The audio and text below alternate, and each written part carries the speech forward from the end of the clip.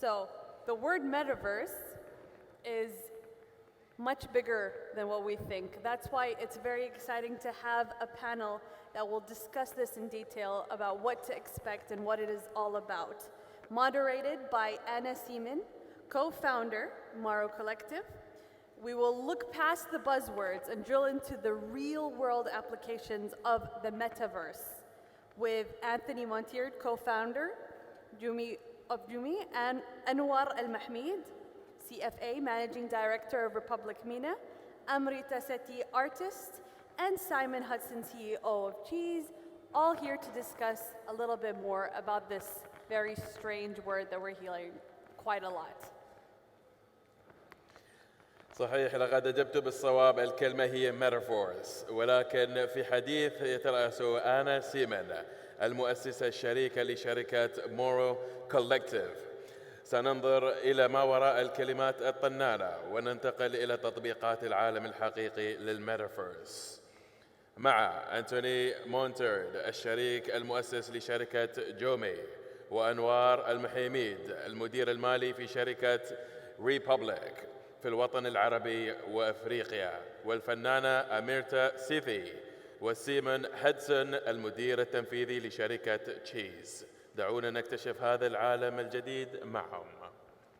Let's discover this new world together with them, and the stage is yours. You don't have to. Oh no, wait. You can sit however you want. It's all right, Don't no worry problem. about it. Yeah. Whatever's comfortable. I feel like we're going to take off. Something's happening to the ceiling. Okay. Hi everyone, thanks for joining us.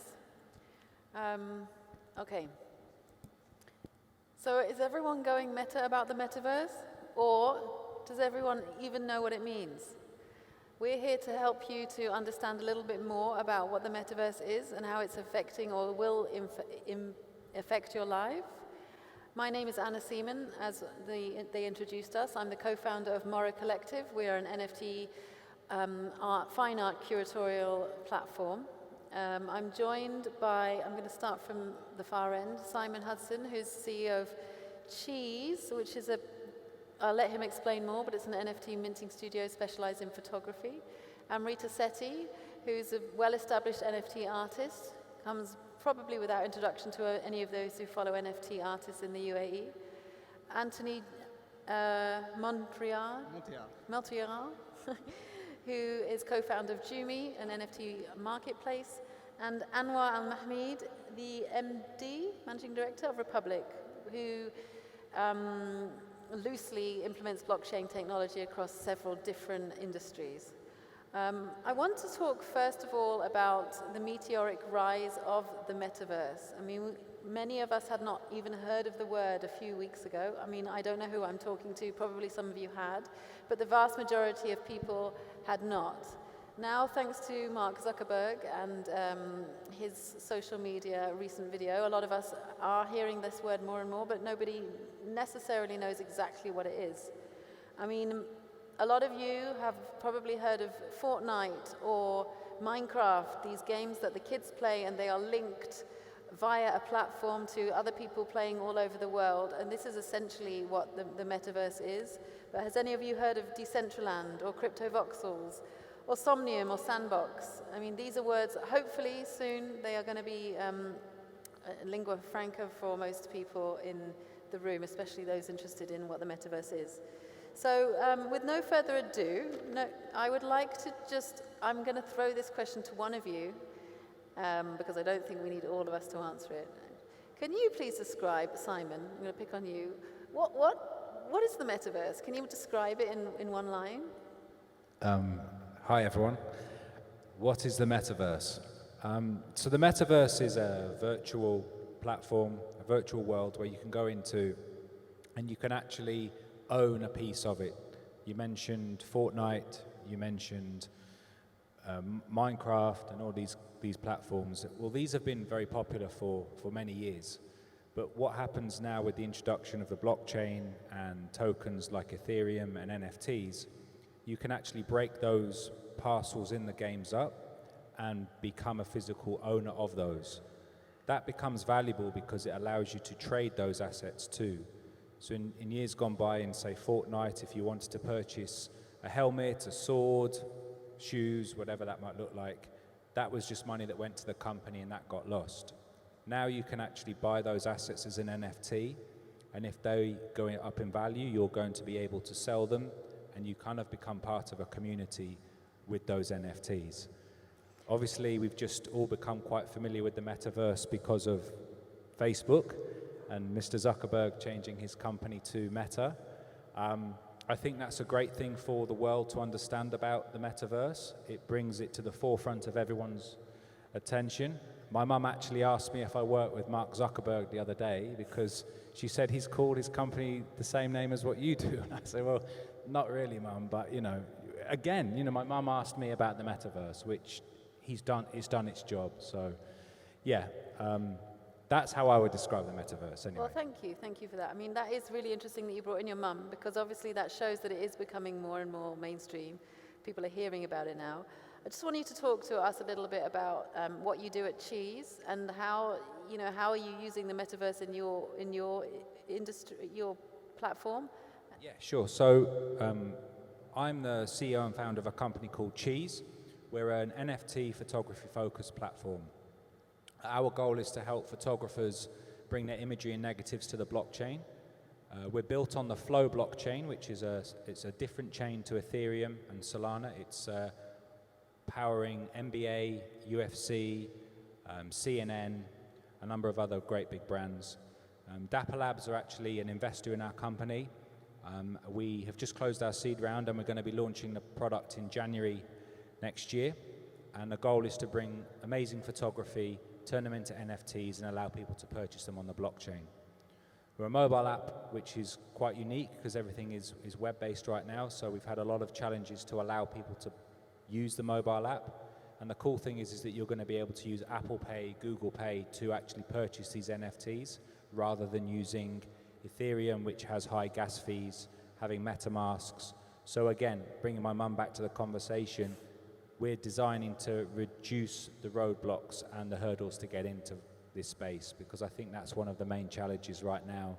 Is if you do want to buy an NFT, if you are told you have to pay a gas fee that is the same price as the NFT, people don't understand why people do that, but that unfortunately is the case.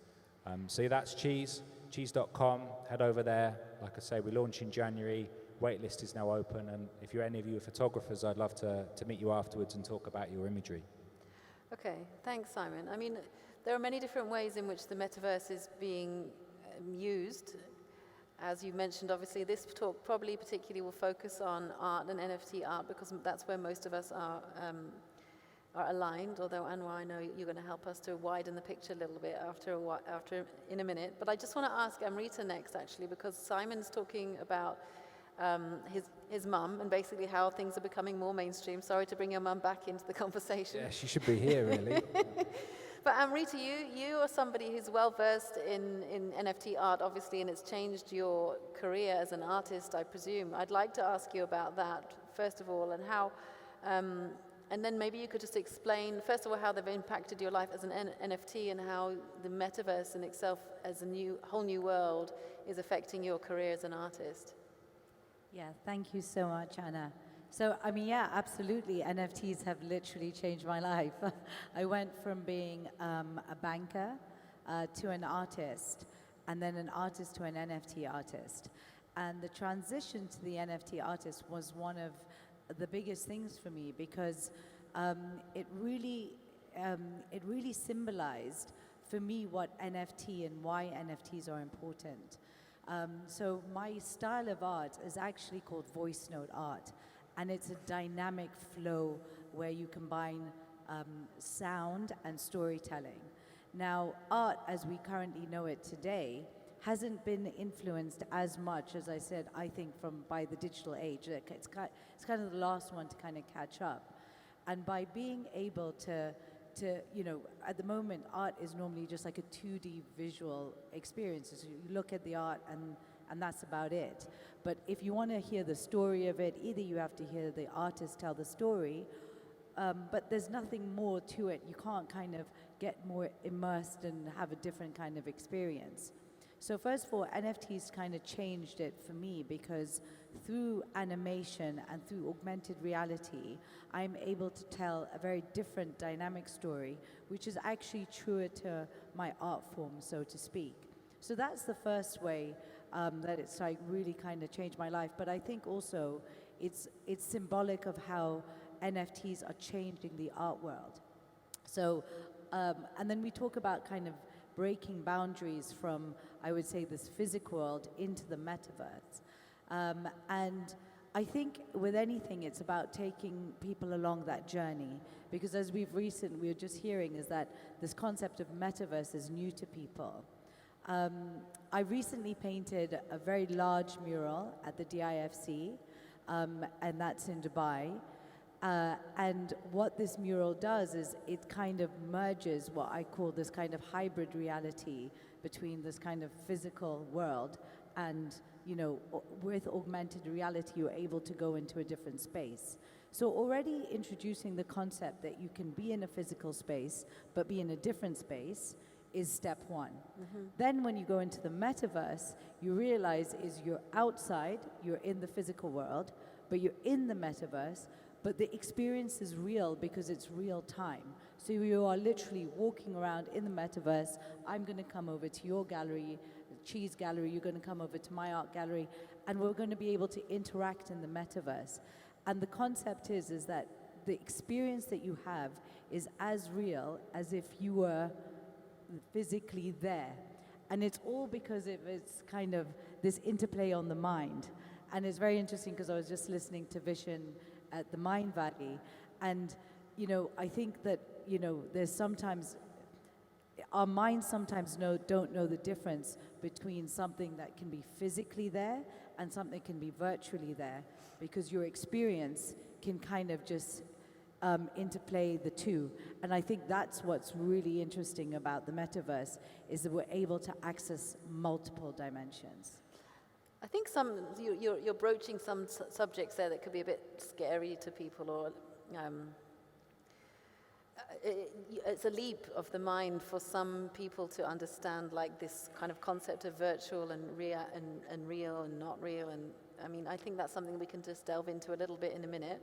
I'm just going to give everyone a chance to talk first. So Anthony, Amrita then talked about the as an artist, she no longer is bound by physical or geographical boundaries, which is something that I talk about a lot as well. As an artist, you can use NFTs to kind of get beyond the normal things.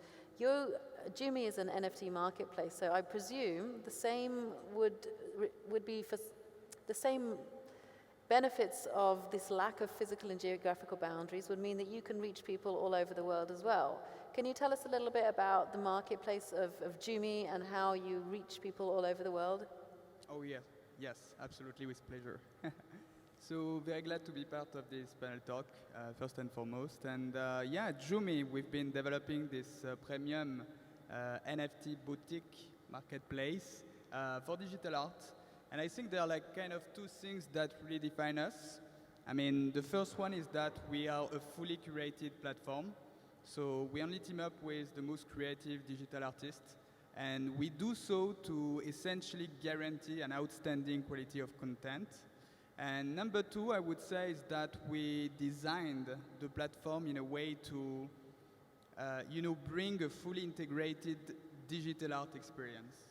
Now, what does that mean, So it means that just like any other NFT marketplaces, of course, you're going to be able to trade your NFTs, but more than that, you'll be able to, purchase pieces in fiat without the need to go to an exchange.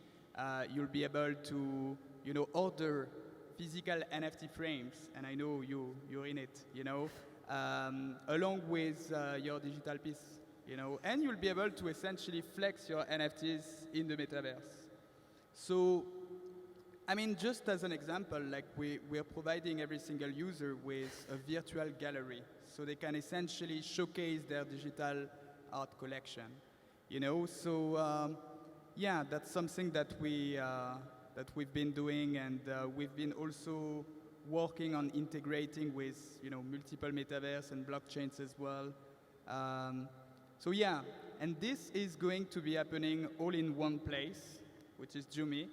And yeah, I think really our goal is to, help creators and collectors obviously make the most out of NFTs, but fuel the metaverse to some extent with their own digital creation. And I think then again, for us, it's hopefully to become one of these driving force behind the mainstream adoption, I would say, in the region. Do you use the metaverse to exhibit your art? I mean, you mentioned that it gives another dimension to people you can use it to reach out to collectors. Sorry, I have this fly that wants to join in the conversation. Do you use the metaverse as Jumy to maybe display some of your art? Or? Yes, absolutely. So what we did is we actually created our own virtual gallery. And what we do is we provide it to every single user. So they can essentially display their own digital art, So that's number one thing. But down the line, what we're planning to do is to kind of integrate seamlessly with a couple of metaverse. That would be essentially the end goal, But just this week, we're going to have a physical NFT gallery that will be in Dubai.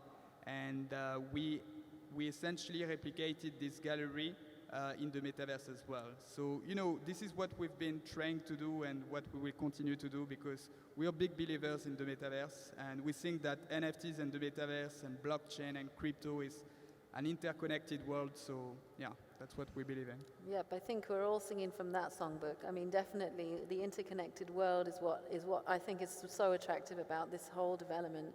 And I want to bring in Anwaar. Anwaar, not to simplify what you do it's into few words, but I know you do a lot of things.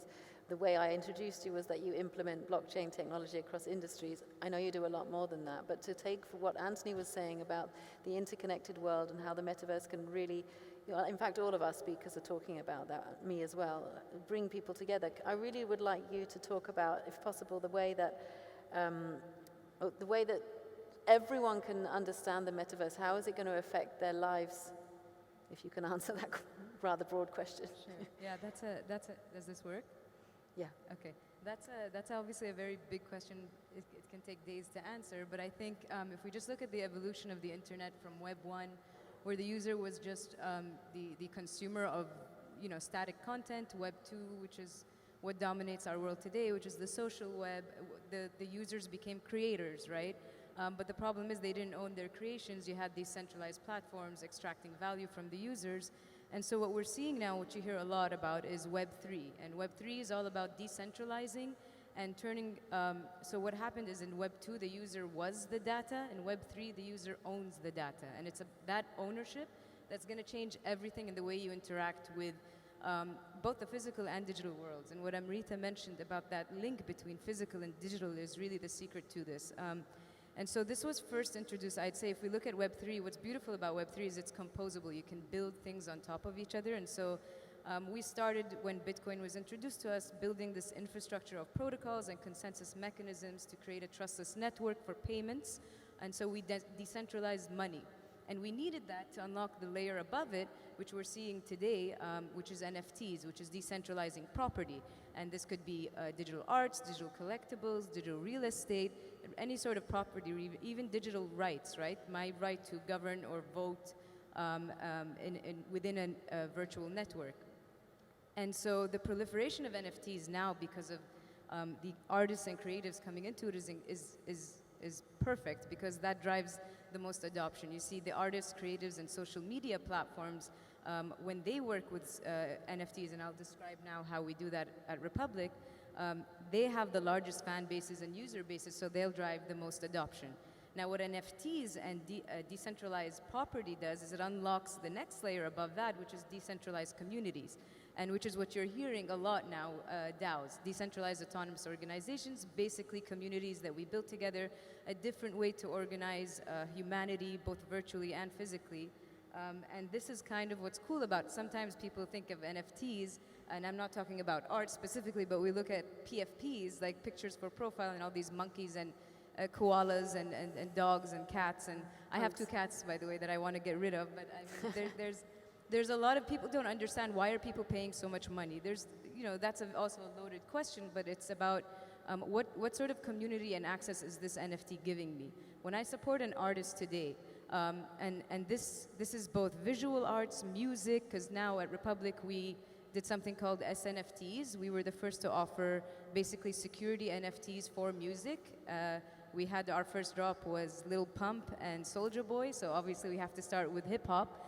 But imagine anyone in the region here buying a piece of music from Ahlam or Amrita or whoever's hot today, and owning that and sharing in the revenue from the streaming of that music, from using it in content. Same with film financing, which is what we're doing at Republic. Same with, and now you can go crazy and experiment, right? Because this is going to touch every part of our lives. And so for people to think that this is not sustainable, I think that's not an idea anymore. We know this is happening. The brightest minds in the world are committed to this and all kind of flocking into this industry. Billions upon billions are being invested. It's already a multi-trillion-dollar asset industry. And so what we're looking at with the proliferation of NFTs is the beginnings of building the ultimate goal, which is these decentralized communities. Now, what that unlocks in the future is anyone's guess, and I don't think we'll get it right. But what's beautiful about it today is suddenly we have ownership, we can share our talent and creations. We have something called litigation financing at Republic, which is basically you can fund a plaintiff in their lawsuit, and if they get any sort of reward, it's distributed. If not, you get nothing. Or the judge dismisses the case, you get 80% of your money back. The idea really is based on our ethos at Republic, which is democratizing access to investment and investing in the future you believe in. And how do you define that future is really pretty broad. And so what we're trying to do is offer as many of these things that we can, and that's what Web3 allows us to do. I think I'll end with like the most exciting one is social media and how social media can integrate with NFTs. So we worked with a company called Chingari. In India, TikTok is still banned, I think. And so the Chingari is the TikTok of India, has multi-million users on the platform, celebrities endorsing it. And what we did is we created the Gari token, which not only rewards the creatives and influencers who are the ones creating value and the core value generators of the platform, but also rewards the users of the platform and gives them governance rights, right? So they can vote on how the platform develops. And this is the future we're about to see. And so, at least for us at Republic, what we want to do is kind of help onboard the MENA region onto Web3 in a way that preserves and celebrates our culture, our heritage, our communities, our talent and creatives and our languages. And in order to do that, we want to educate, we want to promote, and we want to support and invest in the right technologies and people that we think will contribute to this, and to hopefully build our own MENAverse with a lot of love and joy in the process. Yeah. The MENAverse, I love it. Yeah. Actually, Anwaar, thank you so much. I think you really did a good job of succinctly kind of explaining how we ended up here. And you took my question from me because I was going to go into the future. I mean, obviously none of us knows what's happening in the future, but it feels like we're at a moment where this new world called the metaverse is opening up. Obviously, some of us in the room some people in the room have been in the game a lot longer, but now it seems like we're at this moment where we're moving into a new future, and none of us know really how that's going to affect us, but it's exciting. And for all the reasons that you spoke about, mostly democratization, this idea that everyone can get involved and everyone can have power, and secondly, because I think that we're already living in a connected world and we can connect with each other all over the world. We're running low on time, so I want to ask you guys, I mean, Anwaar already described how she sees the future, kind of. And I guess I would like to, if we can, hear from the other panelists just briefly, we're at the Entrepreneurship Festival. We're all positioned, I think, at the forefront of this movement in whichever capacity we're in. How do you see it evolving over the next, say, 12 months? And how do you think it's going to become something that everyone will benefit from? If you don't mind, I can pass the question to Simon. I think that in the next 12 months, events like this, and like you said about communities, they're going to start to adopt NFTs. So we are all part of a community, whether we are a Skywards member, whether a Capital Club member, whether we come to events like this. And at the moment, the way that we prove that is through some form of membership number. What that means is that that is a centralized system that basically controls where all of that is. But when you start to move it into a decentralized way and you start to use communities and places like events or loyalty programs like Skywoods, and you turn those into NFTs and digital goods, what you can actually do is you can get the community to help push that forward and make the decisions on what they want to do. Because at the moment, we are all here, this phenomenal venue, but the audience didn't have any decision on what would happen, what stages they wanted. It was done by a centralized place. Whereas if you have the NFT memberships that own those and are part of that community, then that really changes the landscape of it. I was in New York 2 weeks ago at a huge NFT NYC conference, and the tickets were NFTs. And when you purchased the ticket, it came as a black and white ticket. But by attending the event, they scanned it and then it became color. So what that meant was that it was an NFT, but now I have a different one because I was in attendance. And these POAPs, is what they're known as, these proof of attendance pictures, are really very, very powerful. And it's a way of collecting, like these lanyards. I know a lot of people keep these as collectibles for the events that they've been. Interesting. But nobody will ever see those. Now you've got the way to have NFTs, and it's kind of a digital flex, really. You know, we all like to wear nice shoes, bright yellow shoes or watches, or drive nice cars, because in the physical world we can see those. But in a digital world, nobody sees who we are. We can dress up as a banana, as a hot dog, as a raccoon. We can have a digital flex in a digital world. And I think that by being able to showcase digitally what events you've been to, what members clubs you're part of, what communities you're involved with, really does give you a digital persona of who you are as a person. And I think that that's what we'll start to see in the near future, is companies and events adopting it to help people really showcase what they're interested in the real world. Thank you so much. Amrita, would you like to also respond? Yeah, I would say that, you know, they always say that the content is king, but at the moment, creators are paid like paupers.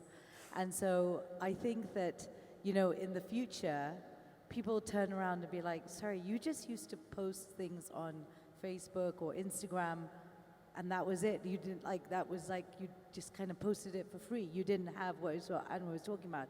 You didn't have any kind of rights to that. You were not creating as a one-of-one. People are not able to either earn a revenue or have a sense of ownership. And I think in the future, people look back at this and think, what were you doing then, right? So I think that's the first thing. I think secondly, I couldn't agree more with, you know, Charles here, that actually, I mean, sorry, Simon, I'm thinking about Cheeze. Simon here, Charles, we're gonna get there. Simon what you here, like, it's fine. is that actually in the metaverse, just like it's as important to know who you are in real life, it'll become equally as important as who you are in the digital space. And I think that, yeah, that blurring of what is physical and what is real will start to really kind of come down to a point. I mean, I love this game of predict the future. Obviously, none of us know, but I really do feel like we're at this pivotal moment of history where it will be kind of, our kids will look back and think, what? How did you not even know what the metaverse was? Anthony, do you have any of like idea of where you think we're heading? The predictions? Yeah. Yeah, I think very quickly, I think it's going to be much more, you know, social. It's going to shift from gaming, which was kind of like the natural starting point, to multiple experiences, you know, working, shopping, you know, going to concerts. I think you guys, maybe you've seen like Travis Scott, who was actually performing in Fortnite. These kind of things are going to, you know, multiply for sure. I think it's going to become much more immersive as well, you know, and especially with the new release of, you know, the devices such as the VR headsets and, you know, the AR glasses. I saw Meta is actually working on like the haptic gloves or stuff like this. So, I mean, it's crazy. I think also, you know, more brands are gonna start selling basically virtual items through NFTs in the metaverse, and I think it will create an entire new economy. new business models are going to emerge as well. Think about like virtual real estate. I think virtual fashion is going to be a very big thing, especially when it comes to identity, avatars. And yeah, I think, basically the metaverse is coming together, and it's time to invest. And yeah, I'm very looking forward to see what's gonna be coming up next. It's a really fascinating subject, and there's 4 of you on stage, and it's been quite difficult to keep it under 30 minutes. We've already gone over. So I just want to say thank you so much for your insights. I hope that everyone in the audience got something useful. I thought everyone did a really good job of like making it, like demystifying it a little bit. Hopefully everyone can go and speak to their mum about it now. Sorry? Everyone can go and speak to their mum about it now. Yeah. It's very hard to hear, actually. I don't know. It is it's hard. difficult to hear. I'm kind of just lip reading and guessing Thank what you. you're saying. Thanks very much. Take care. Thank you, guys. Cheers. Bye-bye. Thank you.